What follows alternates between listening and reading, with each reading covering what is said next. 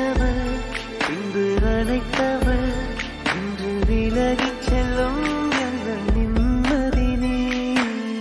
என்னவளே என்னை மறந்தது ஏனோ, என்னவளே என்னை மறந்தது ஏனோ, எண்ணி வந்தேன் உந்தன் நினைவுகளால் என்னை சிதைத்தவள் பின்பு அழைத்தவள் இன்று விலகிச்